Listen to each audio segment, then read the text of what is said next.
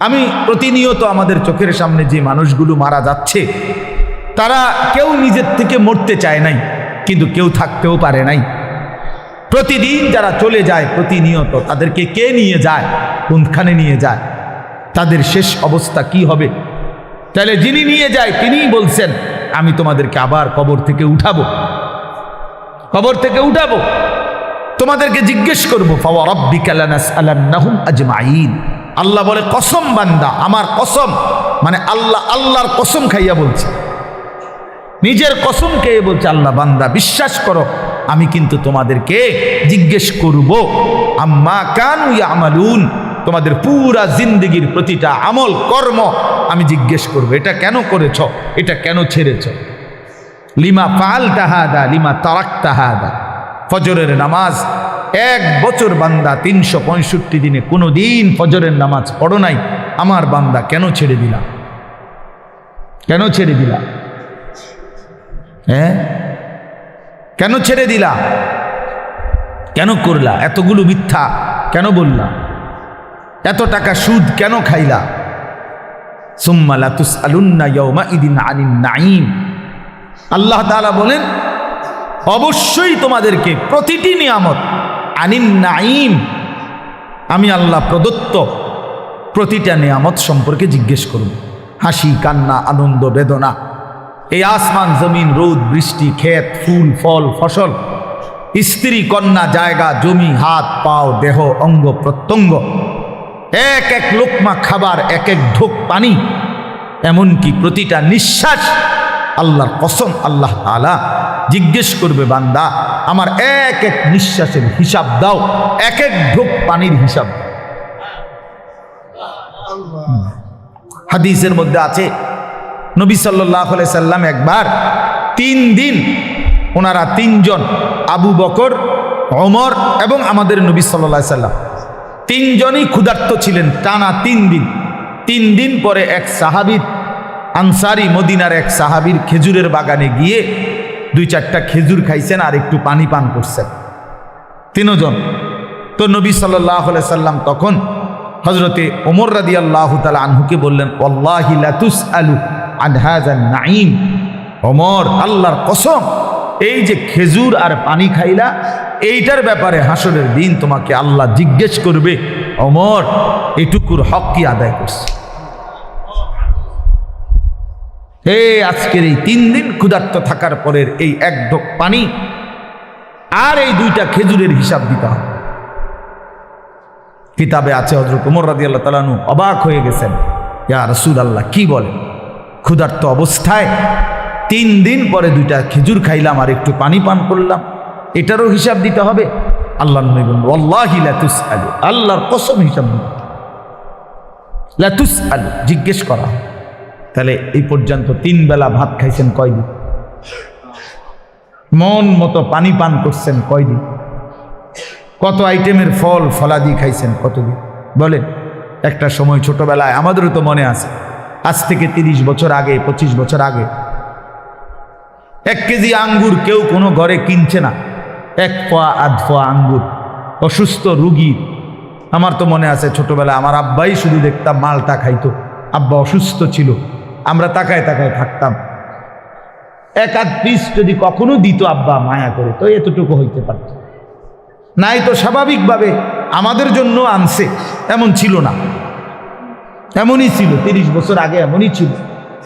আঙ্গুর 100 গ্রাম 200 গ্রাম, হ্যাঁ, হাসপাতালে রুগী, হাসপাতালে, তো ওই রুগীর জন্য পথ্য হিসাবে 100 গ্রাম আঙ্গুর কি নিয়ে গেছে, এমন না? কি বলেন চাচারা, এটা তো ছিল। তাইলে আজকে আলহামদুলিল্লাহ কি পরিমাণ ফল ফলাদি আমাদের বাচ্চারা খাইতেছে, আল্লাহ তাআলা কি পরিমাণ রিজিক দিচ্ছে আমাদের, তো সেই রিজিকের কি কোনো হিসাব নিবে না? কথা বলেন না? তাহলে এই জন্য বাবা, আল্লাহ তাআলার এটা ওয়াদা, আমরা যদি এটা না বুঝি আমাদেরই বোকামি হবে।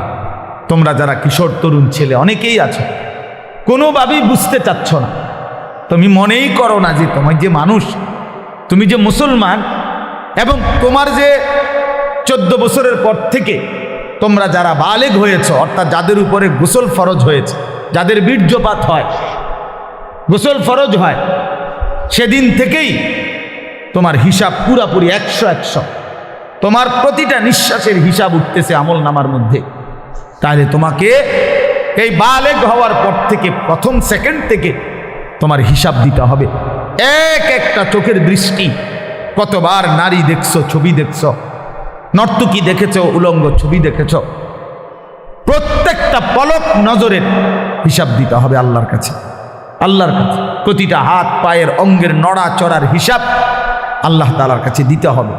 আমাদের 16 বছর, 18, 20, 25 বছরের ছেলে পেলে সে মনেই করে না কিছু, যে সে যে একটা মানুষ, সে যে একটা মুসলমান, সে যে আখেরাত আছে, আল্লাহ আছে, রসুল আছে, কোরআন আছে, কিচ্ছু বোঝে না, কিছুই বোঝে না। কি করে, কেন হাসে, কেন কাঁদে, কেন ঘুরতে আসে, কি করতে আসে, কি করে চুল, কি করে জামা, কি করতেছে, কার লগে আড্ডা দেয়, কেন আড্ডা দেয়, এত ছবি কেন উঠায়, এত ভিডিও কেন করে, কারে দেখাস বেটা, কে দেখে তোর এগুলা, কে দেখে, কার পাগলামি কে দেখে, নিজেই মোটর সাইকেল চালায় জোরে, আবার এটা নিজেরটাই নিজের সামনে ভিডিও লাগাই, এটা ভিডিও করে, এটা আবার ফেসবুকে দিল, মানুষে বাকি কিছু পাগলে চাইলো, এই পাগলের পাগলামি।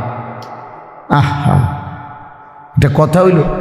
মোটর সাইকেল চালানিও ভিডিও করতে হয়, সাইকেল চালানিও, পেশাব পায়খানাও তো ভিডিও করা উচিত, লোডা বদনাও তো ভিডিও করা উচিত। আহা, এত ফালতু একজন সুস্থ স্বাভাবিক মানুষের জীবন হতে পারে না, যাকে আল্লাহ তাআলা ন্যূনতম আকল দিয়েছেন। হ্যাঁ, কাউকে আল্লাহ তাআলার যখন লানত হয়, আমি এই জন্য প্রায় বলি, কারো উপরে যখন আল্লাহর লানত বর্ষণ হয়, তো আল্লাহ তাআলা তার স্বাভাবিক আকল সরায় দেয়। আদাল্লাহুল্লাহু আলা ইলমিন, আল্লাহ তাকে তখন পথভ্রষ্ট করে দেয়। ওয়া খাতামা আলা সামঈহি ওয়া কলবি, আল্লাহ তাআলা তার কানে এবং অন্তরে মোহর মেরে দেয়। ওয়া জাআলা আলা বাসারিহি গিশাওয়া, আল্লাহ তার চোখের সামনে পর্দা ফেলে দেয়। ফলে আর সে কিছুই শোনে না, কিছুই বোঝে না, কারণ দিল তো বন্ধ, কানও বন্ধ, চোখও বন্ধ, আবদ্ধ। সে আর আলোর রাস্তা, হেদায়েতের রাস্তা দেখবে কোত্থেকে? সে জান্নাতের রাস্তা দেখবে কোত্থেকে? সে ডানে বামে যেদিকেই তাকায় তখন নারী দেখে, ছবি দেখে।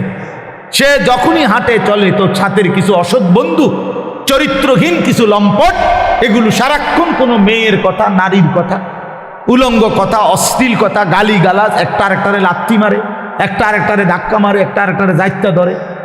হ্যাঁ, এই এই নাহলে বিশ্রী কুকুর বিড়ালও যে কথা বলে না, জন্তু জানোয়ারও যে কথা বলে না, এমন হাইওয়ান জানোয়ারের মতো কথাবার্তা বলে। নারী, ছবি, অশ্লীল উলঙ্গপনা, অশালীন অঙ্গভঙ্গি, খালাস। এভাবেই দিন শেষ। বাদ কতগুলো খাইছে, আবার জানোয়ার ঘুমায় গেছে, ভোর হইলে আবার জানোয়ার উঠছে। না এশার নামাজ, না ফজরের নামাজ, না জোহরের নামাজ, না আসরের নামাজ, কোনো নামাজের কোনো খবরই নাই। কারণ জানোয়ারের আবার নামাজ কি, কুকুরের আবার নামাজ কি, শুকরের আবার নামাজ কি, কুত্তা বিলের আবার নামাজ কি, জন্তু জানোয়ারের আবার সেজদা কি? বুঝেন নাই কথা? অতদিন সিদ্ধান্ত নিছে যে আমি মানুষ হব না, আমি হব জানোয়ার, আমি হব কুকুর বিড়াল, আমি হব রাস্তার পশু। অতএব রাস্তার পশুর যেমন কোনো আল্লাহ নাই, বন্দিগি নাই, ইবাদত নাই, আমারও নাই, আমারও না, আমারও না। এই জন্য ছেলেরা, বাবারা, ছেলেদের দায়িত্ব তোমরা নিজেকে নিয়ে ভাবা, কি করছো। বাবাদের দায়িত্ব আপনাদের ভাবা, আপনারা আপনাদের সন্তান গড়তেছেন নাকি কি করতেছেন। সন্তানরে কি করলেন? আপনি তো সংসার করছেন কইলেন, আমি তো সব সময় প্রতিদিন বলি যে সংসার বলতে কি বুঝলেন। আপনি যে কইলেন আমি আজকে 30 বছর সংসার করলাম, কিতা? খাট পালং সোফা ফার্নিচারেরই সংসার কয় না বউ বাচ্চারে কয় সংসার? একটা মানুষ যদি বলে যে আমি পরিবার নিয়ে এনে বেড়াইতে আইছি, তো পরিবার নিয়ে বেড়াইতে আইলে এ কথা বললে তার মানে খাট সোফা টোফা বেটার ঘরের ফার্নিচার এটি লই আইছে বেড়াইতে, নাকি? কি কি নিয়ে আইছে? বউ বাচ্চা নিয়ে আইছে, এই না কথা বুঝায়। তাইলে সংসার বলে বউ বাচ্চারে, পরিবার বলে, বউ বাচ্চারে, এই মানুষগুলার এক সংসার বলে। খাট পালং রে কি বলেন, এগুলো তো বদলায় যায়। এগুলো তো আমনের আমলও আপনি চেয়ার বদলাইছেন, বদনা বদলাইছেন, বালতি বদলাইছেন। আমনের নিজের আমলও তো আপনি 40 বছরের ভিতরে কত আসবাব বদলাইছেন না। আগেরটা পুরান, সুন্দর লাগে না মডেল, নতুন করে কিনছে। তো এগুলো তো কিচ্ছু না, মানুষগুলো হলো আমার সংসার। তাহলে আমার ছেলে মেয়ে নামাজ পড়ে না, পর্দা করে না, আল্লাহর নাম জানে না, কোরআন শরীফ পড়তে জানে না, বউ পর্দা করে না, রাস্তার লগে পুকুর বেড়ি গোসল করে, তামাম মানুষ চাইয়াতায়। এই অসভ্য নারী, এই বেডিও অসভ্য, এই বেডির জামাইও অসভ্য, একেবারে 100% অসভ্য। দোনোটা অসভ্য, দোনোটা অসভ্য। বেড়াটাও অসভ্য, বেডিটাও অসভ্য। তে বেটারও কোনো লজ্জা নাই, তে মানুষের বেডি চায় আর তার বেডিরে মানুষে চায়, খালাস। হ্যাঁ, নাই তো এই বেশরম 30 বছরের কামাই দিয়া বেটা তোর বউয়ের জন্য একটা গোসলখানার ব্যবস্থা করতে পারলি না বেটা, তুই কি এর বেটা? বেটা অপদার্থ বেটা, তোর বেড়ই বলে কে বেটা? তো এটা অপদার্থ ছাড়া আর কিচ্ছু না। নিজের স্ত্রীর জন্য একটা, মেয়েটার জন্য একটা নিরাপদ গোসলের ব্যবস্থা করতে পারে নাই পর্দার ভিতরে, এরকম বেহায়া, এটা কেমন পুরুষ? এমন নির্লজ্জ পুরুষ হয় কেমনে নিয়া? এরম বেগায়রত, আত্মমর্যাদাহীন। আমার স্ত্রী রাস্তার মানুষে দেখবো, তাহলে আমি জীবনের বাচ্চা থেকে কিনলাম। আমার মেয়ে রাস্তার ফোলাফাইনে টিটকারি মারবো, ইটকারি মারবে, অথচ মেয়ে আমার, তাহলে আমার মতো বেড়াই মুসলমান আমার বাচ্চা থাকার দরকার কি? বেড়া আমি মরে যাই না কেন? আমি মরে যাই না কেন? আমি পানিতে ডুবি না কেন? বলে।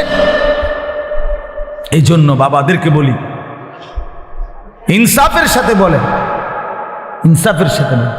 কইলেই কইব ওই হুজুর শুনে না, ওনার এই যুগ নাই। কোন যুগ নাই? নূহ আলাইহিস সালামের যুগ নাই নাকি? নূহ আলাইহিস সালামের যুগে তো মোড়ে শুনছে না, কথা বলেন না কেন? কয় না আগের এই যুগ না। কোন যুগ? নূহ আলাইহিস সালামের যুগ। ওই সময় দিয়ে কেউ ইমান আনছে না, অল্প কয়টা মানুষের নাই। তো তাইলে এম তো তোমার ভালো, কথা বলেন না? এখন ভালো না রমিয়া? তো আপনি কোন কি আগের যুগ নাই? কিতাবা কোন যুগ নাই বলেন? এই জন্য বললেই হইল না, এই সমস্ত সামান্য 1-2 শব্দ বললেই হবে না। কোনো নারী যদি, স্ত্রী ছেলে মেয়ে যদি নামাজ না পড়ে, পর্দা না করে, আল্লাহর কোরআন না পড়ে, সেজদা না করে, এরপরে তার প্রতি আমার করণীয় কি, এই ব্যাপারে ইসলামের কোনো দিক নির্দেশনা নাই। তো আপনি হেঁটে জিগান না কা?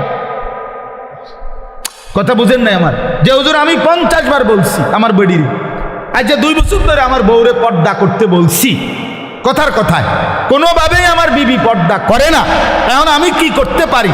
এই ব্যাপারে ইসলামের কোনো নির্দেশনা নাই। তো সেইটা জিগাইবেন।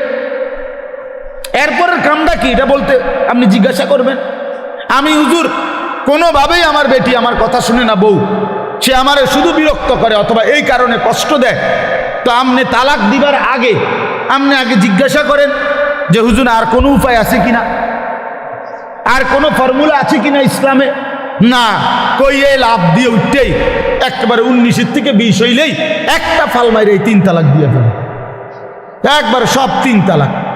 বেওকুফ বেটা, কথায় কথায় 3 তালাক দিয়ে দাও, আবার ফন্দ হুজুরদের কাছে গিয়ে হুজুর বুঝছি না, এই সময় মাথা ঠিক আছিল না, এই সময় মাথা ঠিক ছিল না বলে, এই সময় তো মাথা আগের থেকে পুরো ঠিক আছিল। কারণ 3 তালাক দিলে বেডি তালাক হয়ে যায়, পাগলে তো এই কথা বুঝার কথা না, কথা বলেন না কেন? আপনার যে মাথা ঠিক না থাকলে কোনো পাগল, যারা আমরা রাস্তাঘাটে পাগল, এরা কি 3 তালাক দেয়নি? তো তো আপনি কি করলেন? আপনার মাথা ঠিক আছিল, মাথা আগের চাইতে বেশি ঠিক আছিল। সে বুঝে, এটা বুঝে শুনেই কইছে যে এই কথা বললে বেটি কি হয়ে যাবে, এটা তো না বুঝার কি আছে? নাহলে এটা বললেন কেন? আপনি 1 তালাক 2 তালাক না বলি 1 সালাক 2 সালাক কইতেন, তাইলে তার তালাক হইল, নাহলে কইলেন হলে বেডি সালাক, বউ বুদ্ধিমান। বলেন, তার মানে আমাদের সমস্যা একটাই, আমরা আখিরাতকে ভুলে গেছি।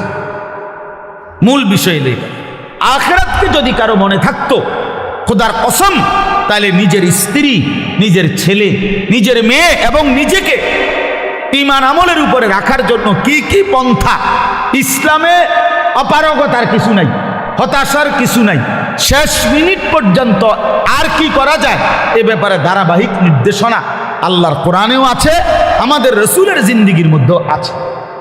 ইসলাম তো একটি পরিপূর্ণ বিধান, কথা বলেন না? ইসলাম কমপ্লিট কিনা বলেন? তাহলে যদি পূর্ণ বিধান হয় তাহলে এমন একটা জায়গা তাইয়া হুজুর আমি আটকাইয়া গেছি যে এইখান থেকে আইসা এবারে আর ইসলামের কোনো হুকুম নাই, এমন হইলে তো এটা পরিপূর্ণ বিধান হইল কই? আপনি যদি বলেন যে হুজুর আমি 10 বছর বুঝাইছি পুতেরে, সে কোনোভাবেই নামাজ পড়ে না, হালাল খায় না, এখন আর ইসলামের কাছেও 10 বছর পরে কি করণীয় আর কিছু নাই ইসলামের মধ্যে, কাজে কোরআনেও কিচ্ছু নাই, হাদিসেও এ ব্যাপারে কোনো কথা নাই, কারণ আমি কি করতে পারি এজন্য ছেড়ে দিছি, তাহলে এ কথা বললে আপনার ঈমান থাকবেনি? কথা বলেন, ঈমান থাকবেনি? কারণ ইসলাম তো একটি পরিপূর্ণ বিধান, কিয়ামত পর্যন্তের জন্য বিধান। তাহলে পৃথিবীর শেষ ইসরাফিল ফু দিলেও যদি কোনো প্রশ্ন আসে, কোনো বিষয় আসে, সেটার সমাধানও আল্লাহর কোরআনে আছে, রসুলের জিন্দিগিতে আছে। আজ এই কথা বলার কোনো সুযোগ নাই বাবা, একজনই বুঝেন। আপনি একজনরে বললাম, মনে করেন আমি একজনও যদি বুঝেন আমি সার্থক। আমি ব্যক্তিগতভাবে কোনো সময় সংখ্যার কাঙ্গালি করি না, এটা সবাই জানে, আগের থেকেই আমার এই তবিয়ত, অর্থাৎ কয়জন এটা নিয়ে আমার কোনো সময় কোনো মাথা ব্যথা নাই। আমি বলতে থাকি আজকে 21 বছর আমার এই জিন্দিগি, আলহামদুলিল্লাহ, অর্থাৎ বলতে থাকা দরকার আমার। কয়জন? একজন শুনুক আর 1 লাখ শুনুক, খালাস, শুনছে তো শুনছে। তা আমি ধরে নিলাম যে আমি একজনকেই বললাম। এক ভাই তার ফিকির আসলো নিজের পরিবর্তন, স্ত্রী সন্তানের পরিবর্তন। প্রিয় বাপ, প্রিয় ভাই, এটা এই এক কথাটাই মনে রাখেন, নিজের সংশোধন, নিজের স্ত্রী সন্তানের সংশোধন, ঈমান আমল, আখিরাত, স্ত্রী বউ বাচ্চা এবং নিজের অজু গোসল নামাজ রোজা, হালাল হারাম পাক নাপাক, খোদার কসম এইটা নজর রাখা, এটাকে 1 নাম্বার প্রায়োরিটি, প্রাধান্য দেওয়া, এটাই মোমেনের পরিচয়, এটাই মোমেনের ডিউটি। আমার বউ বাচ্চার নামাজ আগে, বাদ পরে।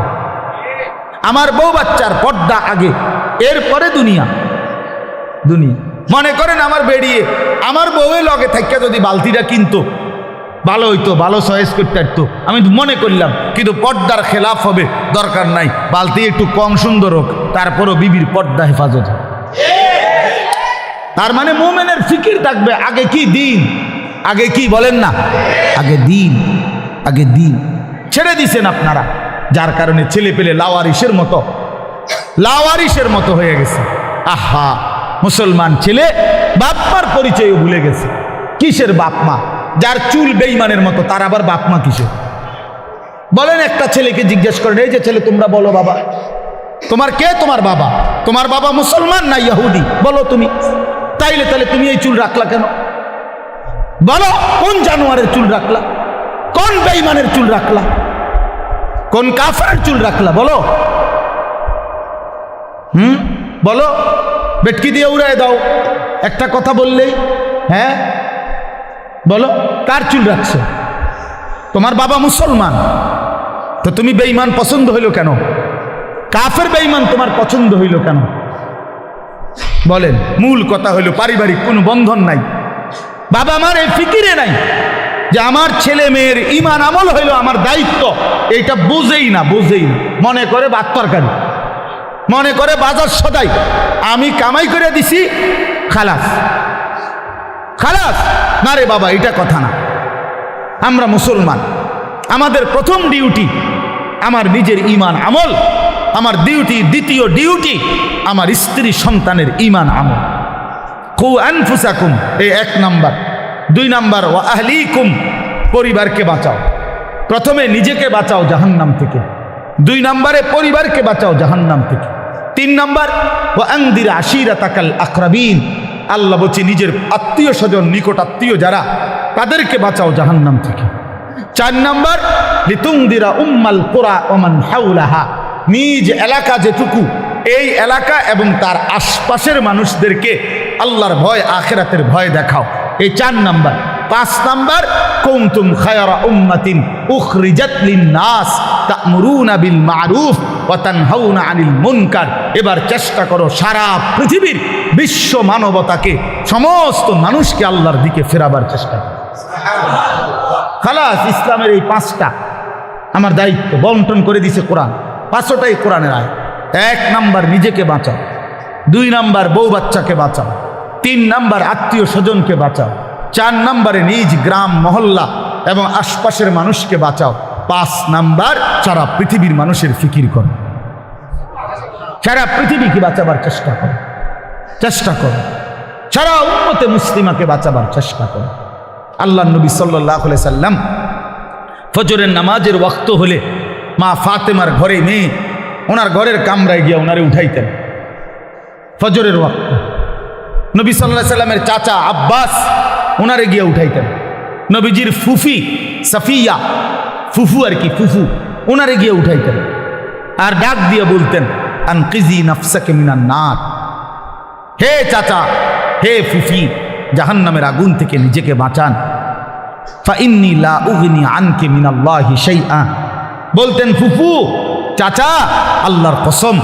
মেয়ে ফাতেমাকে বলতেন, ফাতেমা, আমি তোমারে মুহাম্মদের মেয়ে বললে, মুহাম্মদের চাচা এ কথা বললে, মুহাম্মদের ফুফু বললে আমি হাসরের ময়দানে কোনো উপকার করতে পারবো না। নিজের ঈমান, নিজের সেজদা, নিজের তাকওয়া এটা দেখাইয়া হাসরের ময়দানে মুক্তি নিতে। মুহাম্মদের স্বাস্থ্য ভাই কইলে হইতো না, নাউযুবিল্লাহ। হ্যাঁ, নবী পাকের মেয়ে বললে হবে না, নবী পাকের চাচা বললে হবে না। নবীজির চাচা বললে যদি জাহান্নামের মুক্তি পাওয়া যায়, তো আবু তালেব, আবু লাহাব, আবু জাহেল, আবু লাহাব তারাও তো বলবে আমি তো চাচা। কথা বলেন না কেন? তাইলে তখন কি হবে? এই জন্য নবী বলছেন, না না, আত্মীয়তার পরিচয় হবে না, ঈমান আমলের পরিচয়। ফাইযা নুফিখা ফিস-সূর ফালা আনসাবা বাইনাহুম ইয়াওমাইদিন। আল্লাহ বলেন, হাসরের মাঠ যখন কায়েম হবে, কেউ কাউকে কোনো আত্মীয়তার নসব মানে কি? আত্মীয়তা, বংশের কোনো পরিচয় হবে না। ওয়ালা ইয়াতাসাআলুন, কেউ কাউকে ভালো মন্দ জিজ্ঞেসও করবে না। ভাইজান কোনো কষ্ট হইতেছে কিনা চাচা, বসতে কোনো অসুবিধা হইতেছে? না না, এখানে কথা কই না, হাসরের ময়দানে। বুঝেন নাই? এখন না আমরা জিগাই যে ভাই সাহেব কোনো একটু আরামসে বসেন বা ওনার একটা চেয়ার দেন, ঠিক আছে না চাচা যান মুরব্বী, ওনার একটু আগে বাইর হইতে দেন, ওনার আমরা এরকম বলি কি না বলে? তো আল্লাহ তাআলা বলেন, কিয়ামতের দিন ওয়ালা ইয়াতাসাআলুন, কেউ কাউকে একটি শব্দ জিজ্ঞেস করবে না যে কষ্ট হচ্ছে কিনা। না না, লিকুল্লি ইমরিইম মিনহুম ইয়াওমাইদিন শা'নুন ইউগনি। আল্লাহ বলেন প্রত্যেকেই নিজেকে নিয়েই ব্যস্ত থাকবে।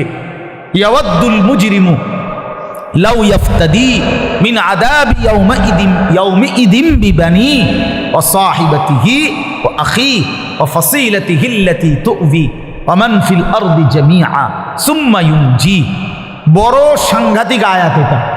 আল্লাহ বলে প্রত্যেকটা নাফরমান পাপী জাহান্নামী কিয়ামতের দিন আল্লাহকে বলবে, আল্লাহ আজকে এই হাসরের ময়দানে আপনি আমার ভাই, আমার স্ত্রী, আমার সন্তান, আমার মহল্লাবাসী, এমনকি গোটা পৃথিবীবাসীকে জাহান্নামে দিয়ে দেন, তবুও আমারে বাঁচায় দেন। ওয়ামান ফিল আরদি জামিআ, প্রয়োজনে জমিনের সমস্ত মানুষকে জাহান্নামে দেন, সুম্মা ইউনজি, তবু আমারে বাঁচিয়ে দেন। এমন আগুন আমি সইতে পারবো না মাওলা।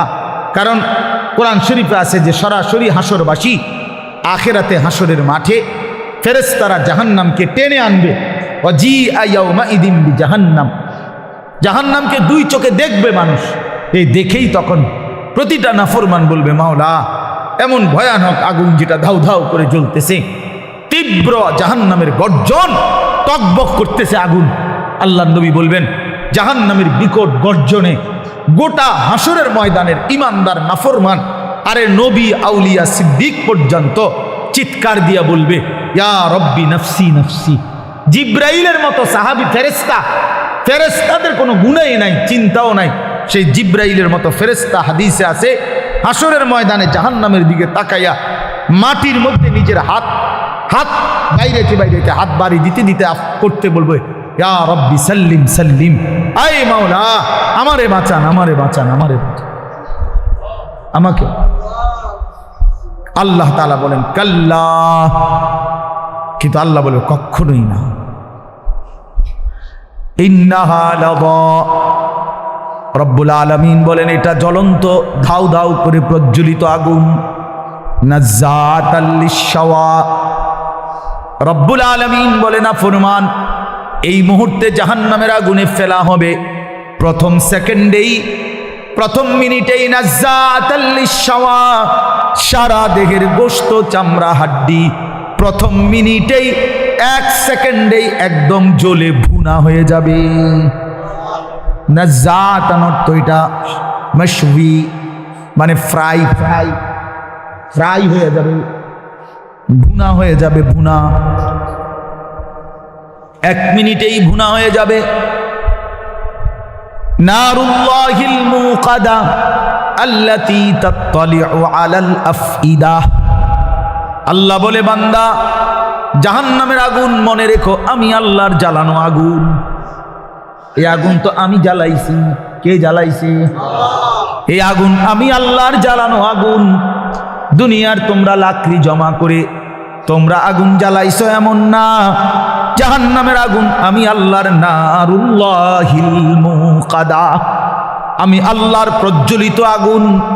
অতএব আমার এই আগুনে যখন ফেলা হবে, আল্লাতী তাত্তালিউ আলাল আফইদা, দুনিয়ার আগুন যখন কারো দেহের মধ্যে লাগে, ছুটাছুটি করে কিংবা পানি দিয়ে যে কোনোভাবে যদি রক্ষা করা যায়, তাইলে হয়তো হাত পুড়ে গেছে বাকিটা বাইচা গেছে, পাও পুড়ে গেছে বাকিটা বাইচা গেছে, এমন হয় কিনা?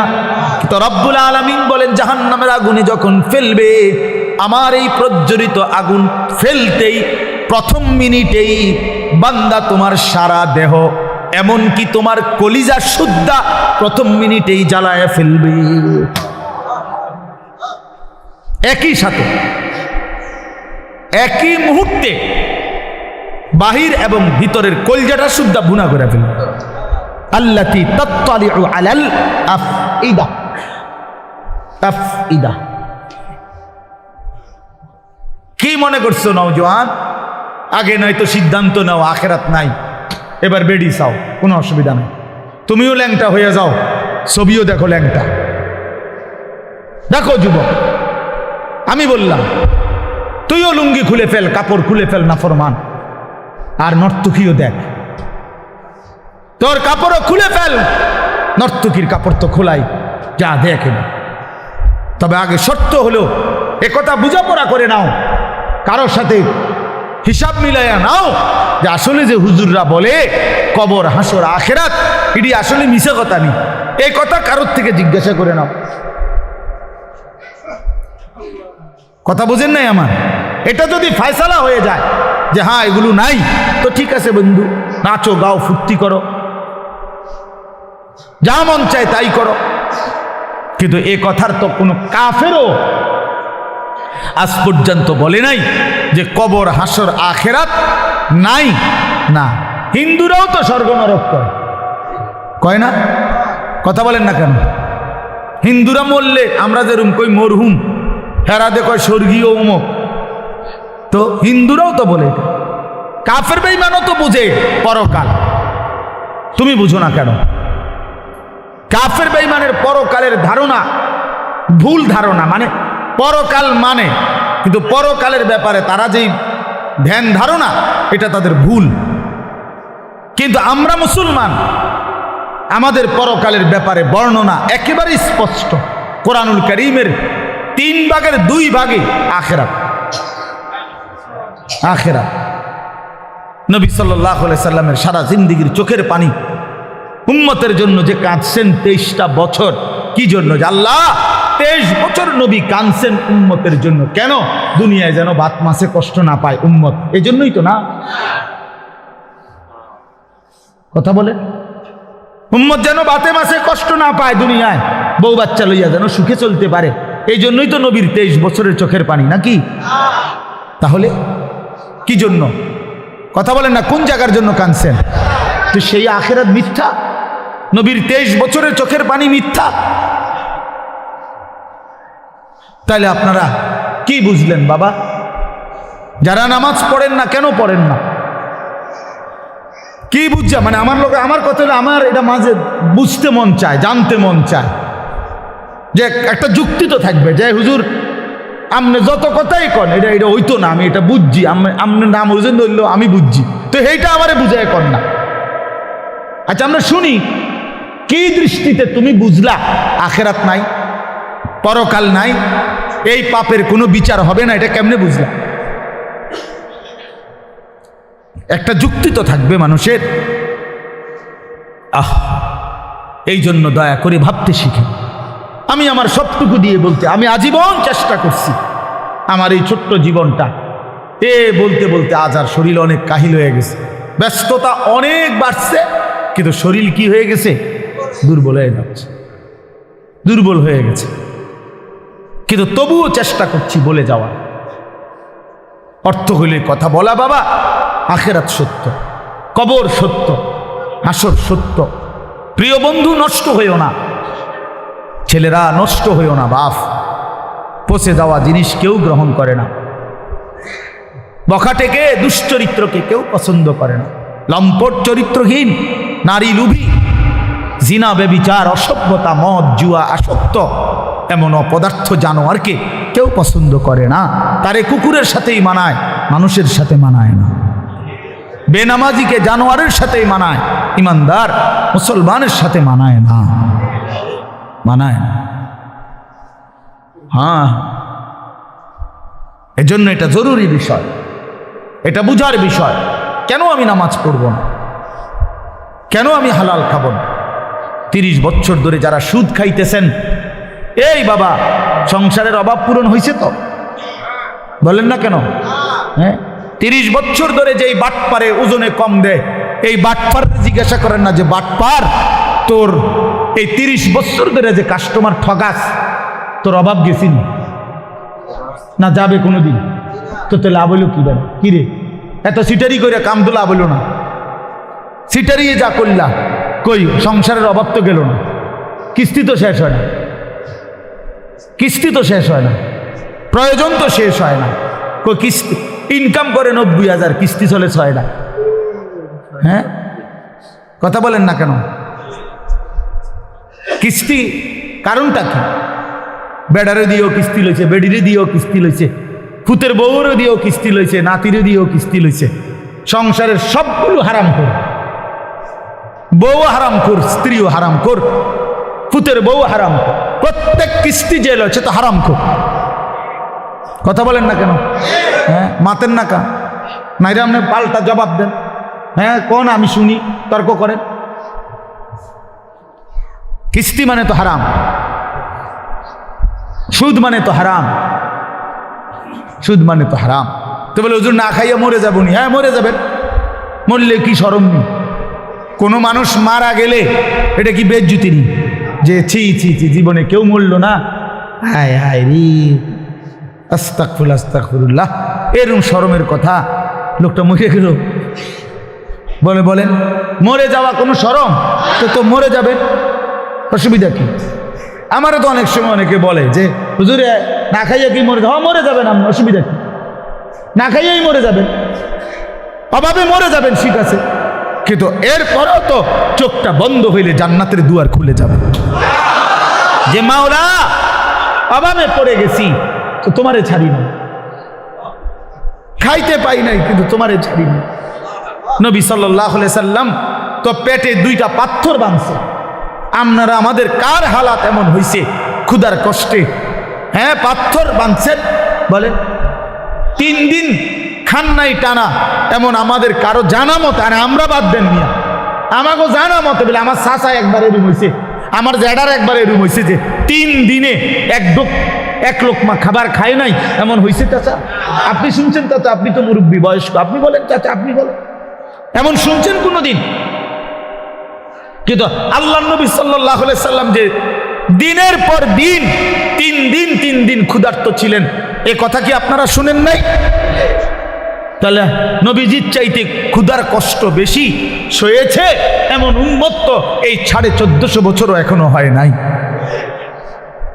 সাহাবায়ে কেরাম, আবু বকরের মতো দামি সাহাবী, ওমরের মতো দামি সাহাবী, হযরত আয়েশা নবীজির স্ত্রী বলেন, রাআইনা হিলালান সুম্মা হিলালান সুম্মা হিলালান।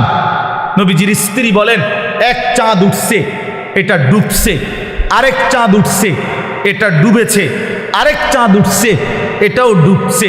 কয়টা হলো? কয় মাস? 3 মাসে। আল্লাহর কসমে মসজিদে বসা নবীজির হাদিস, আম্মা জান আয়েশা বলে, মা আওকাদাত ফি আবিয়াতে রাসূলিল্লাহ নারুন। আবিয়াত বহু বচন না, বাইতুনের রাসূলের 9 জন বিবি। আম্মা জান আয়েশা স্ত্রী বলে, আমরা 9 বিবির কারো ঘরে এই গোটা 3 মাসে কোনো দিন রান্না করা চুলায় কোনো খাবার আমরা খাইনি, কোনোদিন। ফামা আইশুকুম। সাহাবী জিজ্ঞেস করছে, মা তাহলে বাঁচলেন কিভাবে? ফামা আইশ, জীবনটা চালাইলেন কেমন? আল্লাহ নবীর স্ত্রী বলেন, আত্তামারু ওয়াল মা, খেজুর এবং পানি। 3 মাস খেজুর এবং পানি, সকালেও এটা, দুপুরও এটা, রাতেও এটা, শনিবারও এটা, রবিবারও এটা, সোমবার, মঙ্গলবার, বুধবার, বৃহস্পতিবার, শুক্রবার, প্রতিদিন একই জিনিস। এভাবেই জিন্দিগি পার করছে। পানি, খেজুর, খেজুর, পানি।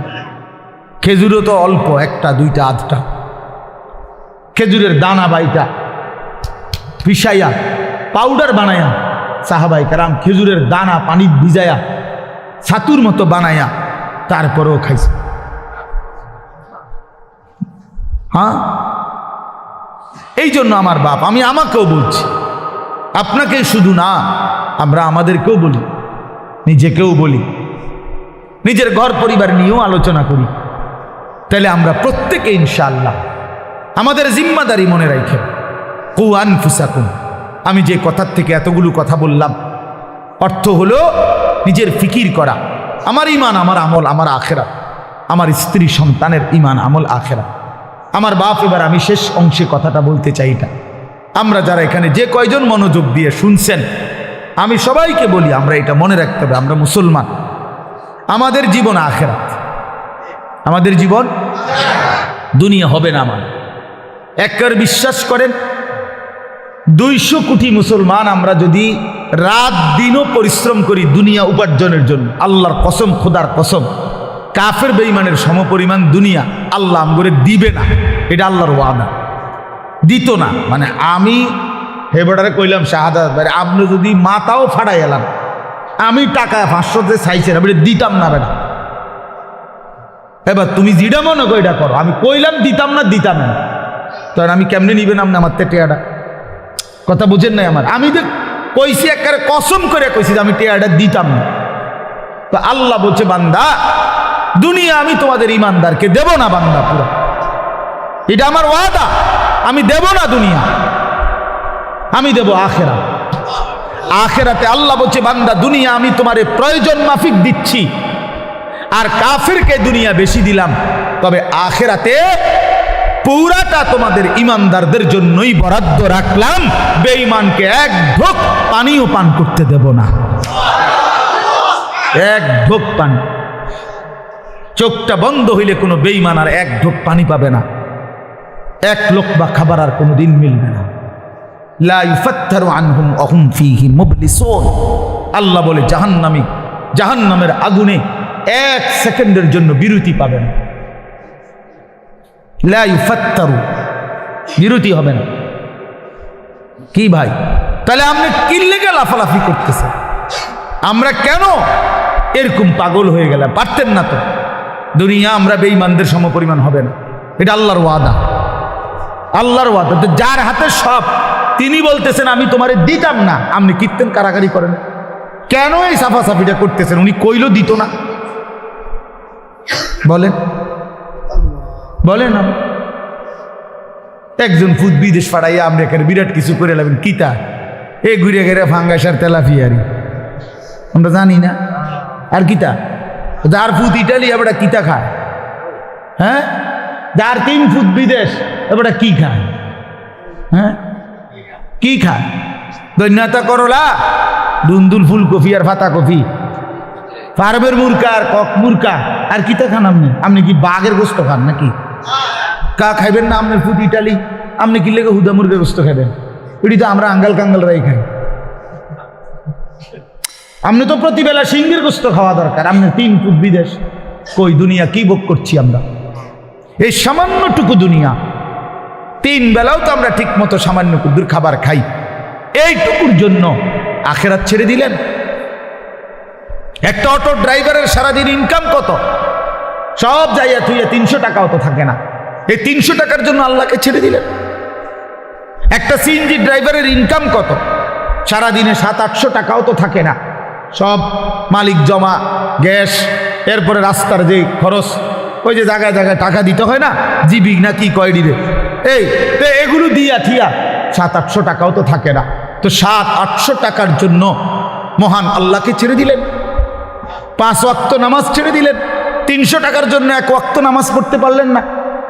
700 টাকা মিলাইতে গিয়ে 1 ওয়াক্ত নামাজ পড়লেন না। হায় হায় নাফরমান, কত বড় নাফরমান। একটা চা দোকানদার, তার ডেইলি ইনকাম কত? 30,000। কথা বলে না? হ্যাঁ, তাহলে বড় জোর 500 টাকা। তো বড় জোর 500 টাকা বেটা নাফরমান, 500 টাকার জন্য আল্লাহকে ছেড়ে দিলি। 1 ওয়াক্ত নামাজও পড়লে না। ছি ছি ছি ছি ছি। তোমরা যুবকরা বলো বাবা, 12,000 টাকার একটা মোবাইলের জন্য আল্লাহকে বাদ দিয়ে দিলা।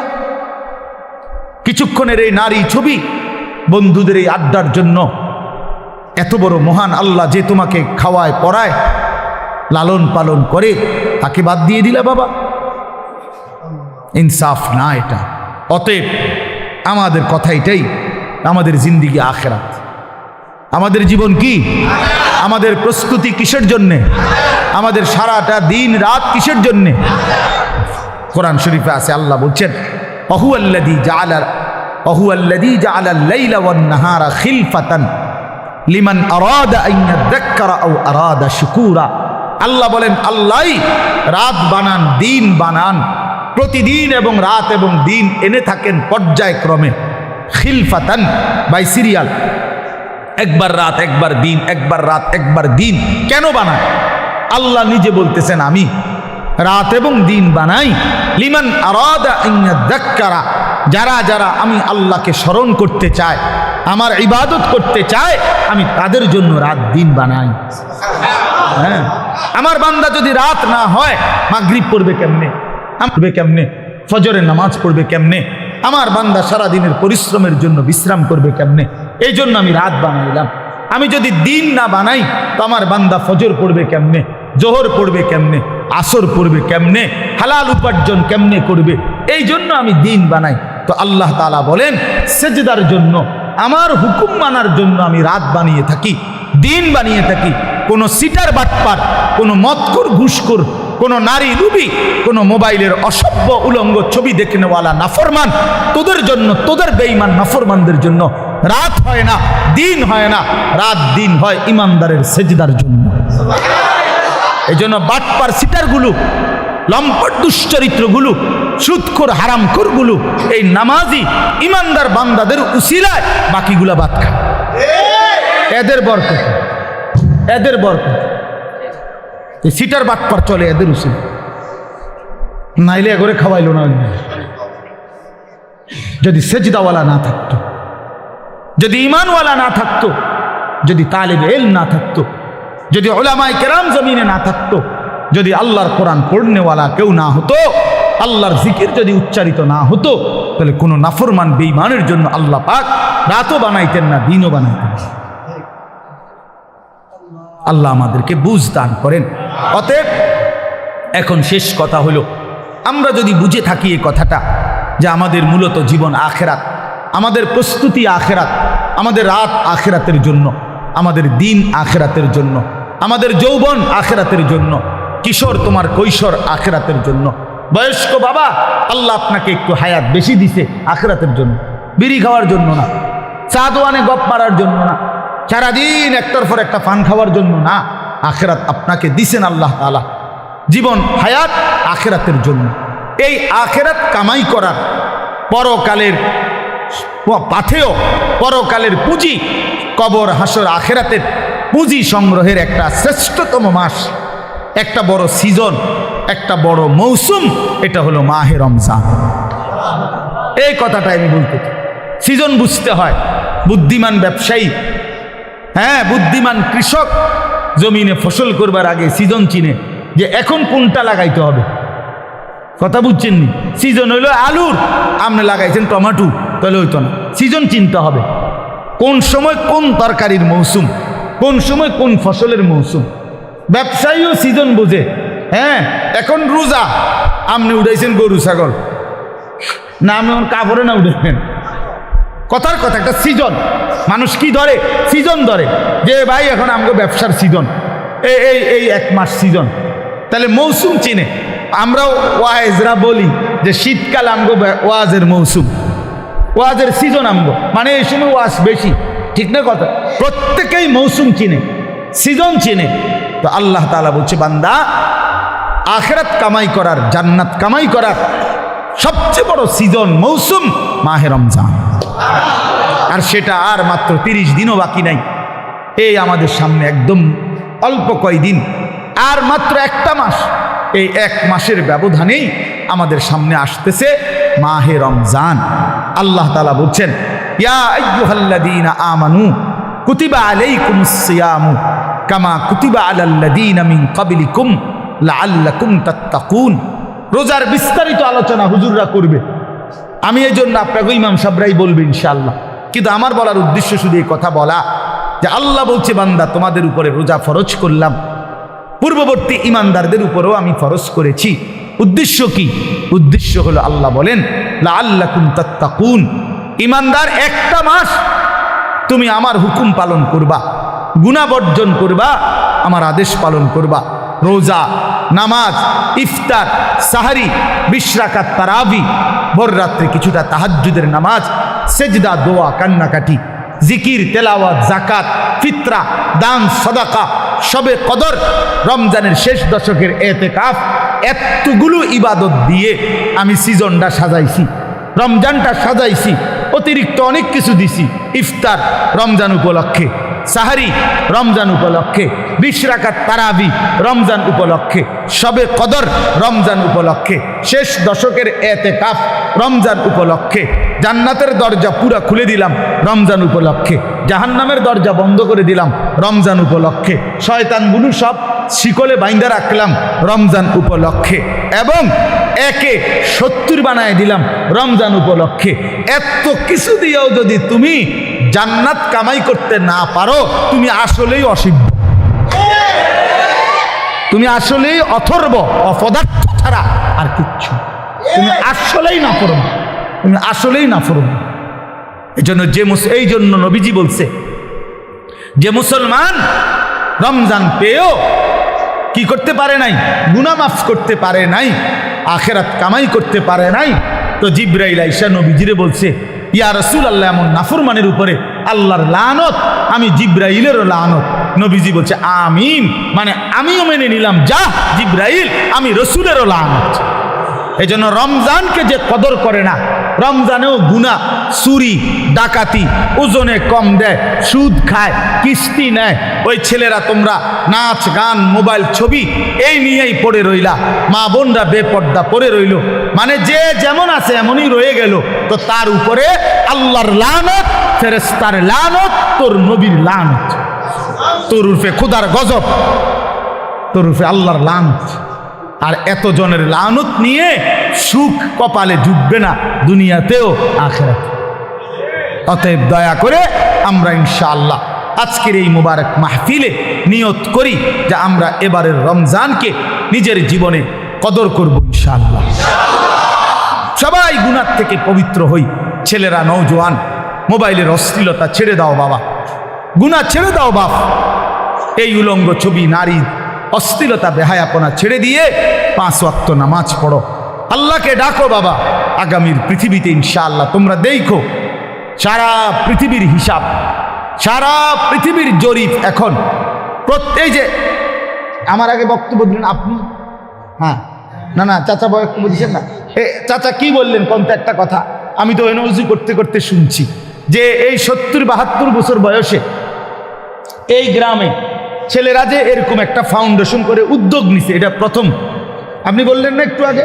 আচ্ছা বলেন তাইলে এটার অর্থ কি? অর্থ হলে আমি ব্যক্তিগতভাবে এখন প্রতিদিন গড়ে 3-4টা বয়ানে যাই, এরপরও কুলাইতে পারি না। তো আমার বলার উদ্দেশ্য হলো, আমি যদি 100টা বয়ান করে থাকি মনে করেন মাহফিল, এর মধ্যে 98টা হবে যুব সমাজের আয়োজন সারা বাংলাদেশ। কথা, গতকাল আমি মহেশখালী ছিলাম, এই যেখানে কক্সবাজার মহেশখালী নাম শুনছেন না? ওখানে বাংলাদেশের বড় একটা তাপ বিদ্যুৎ কেন্দ্র হইতেছে ওইখানে মাতার বাড়ি, তো ওইখানে ছিল। তো হাজার হাজার যুবক, হাজার হাজার, তার মানে সারা বাংলাদেশে এরকম নওজোয়ানরা আগাইতেছে আল্লাহর দিকে, কোরআনের দিকে, ইসলামের দিকে সারা বাংলাদেশে। আপনারা এখন চাচারা বলেন, আগে 20 বছর আগে যতগুলো মাদ্রাসা দেখছেন চারিদিকে, এখন গলিতে গলিতে হাঁটলে হাঁটলে চারিদিকে ডানে বামে মাদ্রাসা দেখা যায় না? তো বাড়ছে কিনা? অনেক বাড়ছে, 10 গুণ বাড়ছে, 50 গুণ বাড়ছে। সারা বাংলাদেশে প্রত্যেক বছর, এখন বছরে বারবার বাংলাদেশের ছেলেরা কোরআনের হাফেজ হিসাবে সারা বিশ্বের আন্তর্জাতিক প্রতিযোগিতায় 70 দেশ 100 দেশের সাথে 1 নম্বর 2 নম্বর হয়ে থাকে বাংলাদেশের ছেলেরা। তার মানে বোঝা গেল যে আলহামদুলিল্লাহ যুব সমাজ নওজোয়ানরা যেভাবে ইসলামের দিকে আগাইতেছে, আগামীর পৃথিবীতে এই নওজোয়ানরাই কালেমার পতাকা উড়াবে ইনশাআল্লাহ। হ্যাঁ হ্যাঁ, ইসলামের পতাকা উড়বে, বিজয়ের পতাকা উড়বে ইনশাআল্লাহ। তখন তোমরা যেই ছেলেরা নামাজি হবা, চরিত্রবান হবা, ইনশাআল্লাহ মনে রাখো তোমাদের হাতেই ইমানের পতাকা উড়বে। কোন বাটপার, নারী লুবি, চরিত্রহীন, লম্পট, বেনামাজি, অসভ্য তোমারে দিয়া মনে করো আগামীর পৃথিবীর কোনো কাজ হবে না, কেউ তোমারে নিবে না। আমি বলব এই জন্য চরিত্র হেফাজত করো, আখলাক হেফাজত করো। আমি দোয়া করলাম এই সুন্দর ফাউন্ডেশন আমাদের যেই কোনো পরামর্শ দরকার, শুধু ঘন ঘন মাহফিল না চাইলে, আমার মাদ্রাসায় যাইবা অসুবিধা নাই। প্রতি মাসের 2য় শনিবার আমাদের মাদ্রাসায় মাসিক ইসলাহি মাহফিল হয়। এই যে ফেব্রুয়ারি মাসের 8 তারিখ 2য় শনিবার হবে ইনশাআল্লাহ। আপনারা নওজোয়ানরা, ছেলেরা তোমরা যাইও, বয়ান শুনতে যাও, দেখা হোক। কোনো পরামর্শ দরকার হইলে আমরা পরামর্শ দেব ইনশাআল্লাহ। কিন্তু ইনশাআল্লাহ আমার আশা এটা, আমরা বিশ্বাস করি আগামীর পৃথিবী যুবকরাই, নওজোয়ানরাই কালেমার পতাকা উড়াবে ইনশাআল্লাহ। অতএব আমরা যেন কেউ নষ্ট না হই, চরিত্রহীন না হই, চরিত্রহীন না হই। আল্লাহ আমাদেরকে তৌফিক দেন, কবুল করেন। আজকের এই মোবারক মাহফিলকে আল্লাহ তাআলা ভরপুর বরকত দান করেন। আর কিছু? আলহামদুলিল্লাহ রাব্বিল আলামিন। আল্লাহুম্মা আনতাস সালাম ওয়া মিনকাস সালাম, তাবারাকতা। হযরত ওমর রাদিয়াল্লাহু তাআলা আনহু, তিনি যত জায়গায় মুসলিম গভর্নর পাঠাইতেন ওনার শাসন আমল, তখন এই মুসলিম গভর্নর মানে এখনকার ডিসি যেমন এরকম মানের, তো ওনাদের কাছে বলতেন যে তোমরা যে অঞ্চলে যাচ্ছ ওই অঞ্চলের ইমানদার মুসলমানদেরকে বলবে যে তারা যেন তাদের নারীদেরকে, মহিলাদেরকে সূরা নূর শিখায়। আল্লিমু নিসাআকুম সূরাতান নূর, তোমরা তোমাদের নারীদেরকে সূরা নূর শিখায়ও। কারণ নারীদের পর্দা, নারীদের সতীত্ব এবং চারিত্রিক পবিত্রতার ক্ষেত্রে ইসলামের সবচেয়ে গুরুত্বপূর্ণ বিধিবিধান, শরীয়তের হুকুম আহকাম, অশ্লীলতা, বেহায়াপনা, জিনা, ব্যভিচার, এগুলোর প্রতিরোধে সবচেয়ে বেশি আয়াত, হুকুম এই সূরার মধ্যে। এই সূরা নারীর চরিত্র হেফাজত করে, সমাজের মধ্যেও অশ্লীলতা, বেহায়াপনা প্রতিরোধে কার্যকর ভূমিকা রাখবে।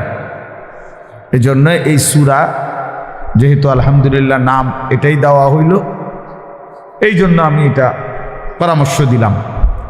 আল্লাহ তাআলা তৌফিক দান করেন। বাংলা অনুবাদের জন্য সবচেয়ে সুন্দর হলো তাফসিরে তাওজিহুল কোরআন, একটা তাফসির আছে 3 খণ্ডে, ঢাকা মাকতাবাতুল আশরাফ থেকে প্রকাশিত। ওইখান থেকে অনুবাদটা দিবেন, সংগ্রহ করায় দিয়েন আপনি, ওই খণ্ড একটা কিনে দিয়ে নগরে। ওইটার অনুবাদ বাংলা ভাষায় বর্তমানে সবচেয়ে সুন্দর, মজাদার এবং সাবলীল, সহজ, খুব অল্প কথায় বুঝার, এবং ওইটার সাথে প্রাসঙ্গিক ছোট্ট ছোট্ট কিছু টিকা ব্যাখ্যা ওই তাফসিরটার মধ্যে আছে। এবং ওইটার লেখক হলেন সারা পৃথিবী বিখ্যাত, বর্তমান সময়ের সারা বিশ্ববিখ্যাত একজন আলেম দ্বীন, পাকিস্তানের আল্লামা তাকি উসমানী দামাত বারাকাতুহুমুল আলিয়া। উনি জগৎ বিখ্যাত আলেম, ওনার লিখিত। আল্লাহ তাআলা আমাদেরকে তৌফিক দান করেন। মোবাইলের ব্যাপারে বললাম, অর্থ হইল যে আসলে প্রত্যেকেই যদি একটা একটা মোবাইল হাতে ধরে রাখো ভাই, তাহলে মনোযোগ দিয়ে শুনবে কে? সবাই যদি আমরা অন্যেরকে নিয়ে যে আমি অন্য করে শুনাম, অন্যদেরকে আমি সংশোধন করবো, তো তুমি ভালো হইবা কোন দিন? তোমার পরিবর্তন হবে কোন দিন? প্রত্যেকেই যদি অন্যকে নিয়ে ফিকির করি, ঠিক আছে, কিন্তু নিজের ফিকির করব কখন? অথচ কোরআনুল কারীমের মধ্যে মানবতার সংশোধনের ক্ষেত্রে প্রথম নির্দেশ নিজের সংশোধন। কোরআনুল কারীমের মধ্যে আল্লাহ তাআলা বলছেন সর্বপ্রথম নিজের সংশোধনের দিকে শতভাগ নজর দিতে। ইয়া আইয়ুহাল্লাযীনা আমানু কু আনফুসাকুম ওয়া আহলিকুম নার। আল্লাহ তাআলা বলেন, হে ঈমানদারগণ, তোমরা প্রত্যেকেই নিজেকে বাঁচাও এবং তোমাদের পরিবারের সদস্যদেরকে বাঁচাও নারান, জাহান্নামের আগুন থেকে। তাইলে আলাদাভাবে বলছে যে নিজেকে বাঁচাও, এরপরে বলছে স্ত্রী সন্তান পরিবার পরিজনকে বাঁচাও। তাহলে নিজেকে বাঁচাও, এটা আলাদা হুকুম, আলাদা হুকুম। এজন্য নিজের ফিকির করা, নিজের সংশোধন, আমার ঈমান, আমার নামাজ, আমার চরিত্র, আমার আখলাক, আমার চলাফেরা, আমার কথাবার্তা, আমার আচরণ, লেনদেন, এটা ঠিক করা। আমার কবর, আমার আখেরাত, আমার হাসর, আমার মিজান, আমার ফুলসিরাত, এই নিজের ফিকির করা। আমি মরলে আমাকে, আমার জিন্দিগি নিয়ে আমি চলে গেলাম, এরপরে পৃথিবীতে অনেক কিছু হইতে পারে, কিন্তু আমি তো নাই। আমার মৃত্যুর পরে পৃথিবীর সব মানুষ যদি চাঁদের দেশেও জায়গা, আমার লাভ কি? আমি তো নাই, আমি তো কবর। এই জন্য নিজের ফিকির করা, ইমানের ফিকির, আমলের ফিকির, এটা খুব জরুরি। কোরআনুল কারীমের মধ্যে আল্লাহ তাআলা বলেন, ইয়া আইয়ুহাল্লাযীনা আমানু আলাইকুম আনফুসাকুম, হে ঈমানদারগণ, নিজেকে মজবুতভাবে আঁকড়িয়ে ধরো। আলাইকুম আনফুসাকুম অর্থ হলো নিজেকে সাজিয়ে তোলো, নিজেকে গড়ে তোলো আখিরাতের আলোকে, ঈমান ইসলামের আলোকে। এটা আল্লাহ তাআলার আদেশ। কোরআন শরীফে আল্লাহ বলছেন, ওয়া'মুর আহলাকা বিস-সালাতি ওয়াসতাবির আলাইহা, তুমি তোমার পরিবারের সদস্যদেরকে নামাজের আদেশ করো এবং নিজে নামাজের উপরে অত্যন্ত মজবুত দৃঢ় থাকো। অর্থাৎ কোনো অবস্থাতে নিজের এক ওয়াক্ত নামাজও ছেড়ো না। নিজেকে ভুলে মানুষের সংশোধন, নিজের ঈমান, আমল, নামাজ, রোজা, আমনে ওটা মেল করতেছে, ওটা সংশোধন করে, গ্রামে কাজ্জা ফাসাদ এগুলার সমাধান করে। জোহরের নামাজও পড়ে নাই, আসরের নামাজ ওটা মেল করে, জনসেবা করে। আপনার এই জনসেবার দরকার কি? আপনারে কে বলল যে নিজের নামাজ বাদ দিয়ে মানুষের সেবা করতে? এটা আপনারে কোন ইবলিসে কইল? এটা কে বলল আপনার? এটা কোন ধরনের জনসেবা? আমি পেশাবের উপরে দাঁড়াইয়া আরেকজনরে ভালো পানি দিয়ে গোসল করা, হেবড়া নিজে দাঁড়াই দিছে পেশাবের, বুঝছেন না? নিজে মদ খাই, আরেকজনরে মধু খাওয়া। তাহলে এইখানে আহাম্মকি ছাড়া আর কিচ্ছু নাই। তার জন্য নিজের সংশোধন আগে। মানুষের সেবা, মানুষের কল্যাণ অবশ্যই ভালো কাজ, কিন্তু সেইটা হবে আমার নিজের সংশোধন শতভাগ ঠিক রেখে, শতভাগ ঠিক। আমার মাহফিলের দেরি হয়ে যাইতেছে, এখন আমার মাগরিব বাদ এখানে বয়ান করার কথা আজকে, আমার আরো 2টা মাহফিল আছে আজকে। এখন আমি চিন্তা করলাম যে ধরে আমার ওয়াজ যেহেতু ক্ষতি না হয়, মাগরিবের নামাজ বাদ দিয়ে লাই টানা আইসা পড়ি। তাহলে আপনারা যে সময় মাগরিব পড়তেছিলেন তখন তো আমি যদি টানা আইসা পড়তাম, তাহলে এই আধা ঘন্টা টাইম ফাঁকি দেওয়া যে সময় আপনারা নামাজ পড়ছেন, সুন্নত পড়ছেন, তো আমি তো আইতে পারতাম। আপনি আইয়া বুঝলেন, নইলে আমার তো দরকার আপনার করে হেদায়েত করেন, আমি জাহান্নামে গেলে গেলাম, ঠিক না? এটাই তো বুদ্ধিমানের কথা নাকি না? আমি ঠিক এই সাফিতলা বা জামাত নামাজ পড়ে তারপরে আসছি, কথা বুঝছেন কিন্তু? এই তাহলে এটা হলো বুঝের হিসাব যে আমার নামাজ বাদ দিয়ে বুঝি আমি আপনার মাহফিল ধরতে যাবো কেন? 10 মিনিট দেরি হলে কি হবে? আধা ঘন্টা দেরি হয়েছে, 8 পিস হয়েছে, খালাস। এই জন্য বললাম নিজের সংশোধনের ফিকির কিশোর, নওজোয়ান, বয়স্ক সবার মধ্যে বাবা এটা দরকার। আর এই জন্য আমরা যে মোবাইল সবাই মিলে ব্যস্ত, অন্যকে শোনাবো, অন্যকে দেখাবো, তো নিজের পরিবর্তন হবে কখন? এই জন্য এতে নিজের পরিবর্তন হয় না। মোবাইল হাতে ধরে রাখলে মনোযোগ হয় না, দিল জমে না, কথার মধ্যে আগ্রহ তৈরি হয় না, নিজের অন্তরে কোনো বিবেচনা, বিবেক, দিল জাগে না, প্রেরণা আসে না। এক তো হইল হুজুর আসছে, ওনারে চিনি, এক ওনা এখন অনেক লোকে হয়তো ওনার বয়ান শুনে আমিও আসছি, হ্যাঁ, উড়াউড়ি করে, দৌড়াদৌড়ি করে, দফাদফি করে আসলাম, দেখলাম, হুড় করে আবার চলে গেলাম, খালাস। এইটা তো কোনো জিন্দিগি না বাপ। এই জনপ্রিয়তা দিয়েই হবে কি? আর এই আসা যাওয়ার দ্বারা হবে কি?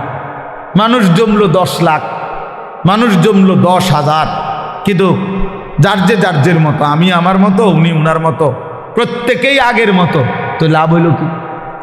বললো কারে, শুনলো কারে, আয়োজন করলো কার জন্য? তাই ইনসাফের কথা বলেন।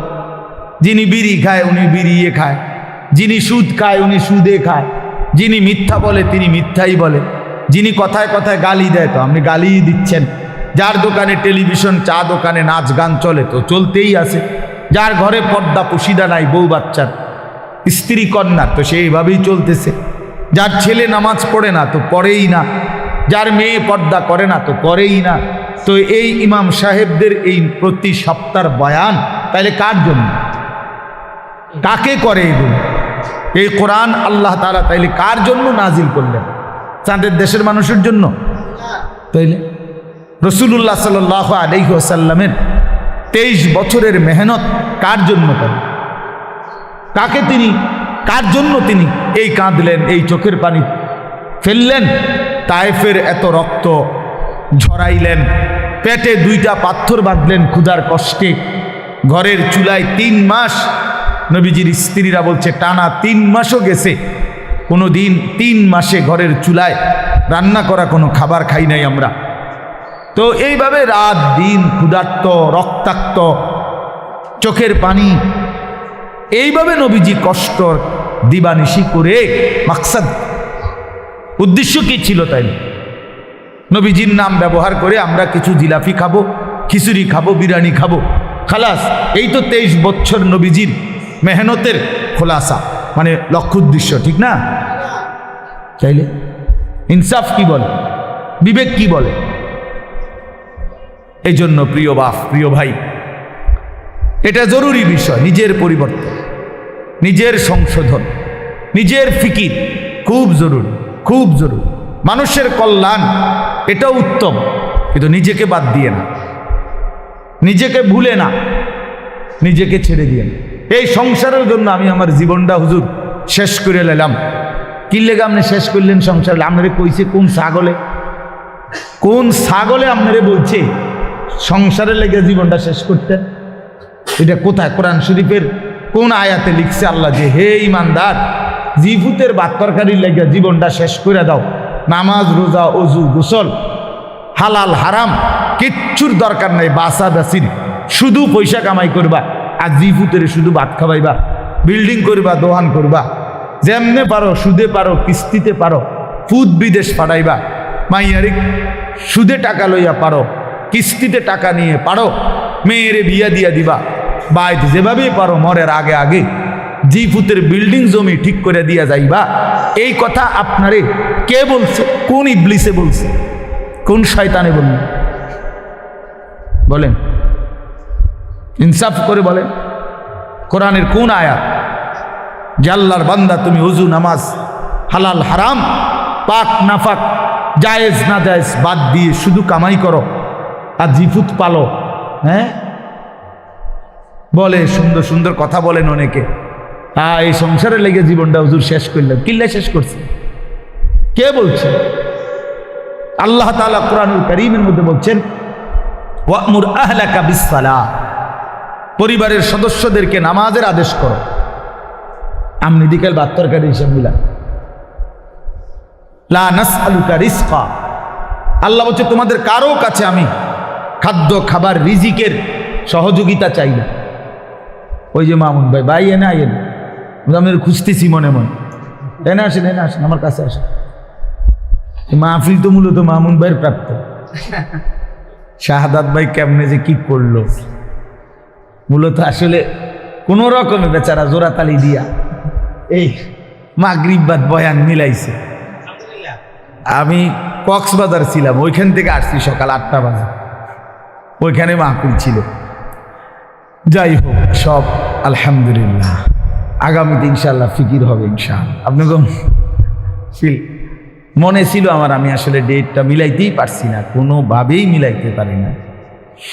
জি, তো এই জন্য বললাম, এই ইসলাহি মজলিস, ওয়াজ মাহফিল, মসজিদের জুমার বয়ান, সব কিছুর মধ্যে মাকসাদ বড় যে নিজের ইসলাম, নিজের আত্ম উপলব্ধি, নিজের বিবেকের একটা উপলব্ধি থাকতে হয় যে হায় আমি আসলে কে, আমি আসলাম কোত্থেকে, আমারে কে পাঠাইলেন, আমার কি করা উচিত, যিনি আমাকে বানাইলেন তিনি কি জন্য বানাইলেন, আমি যা করছি এটাই কি আমার কাজ ছিল নাকি আমার উপরে অন্য কোনো দায়িত্ব?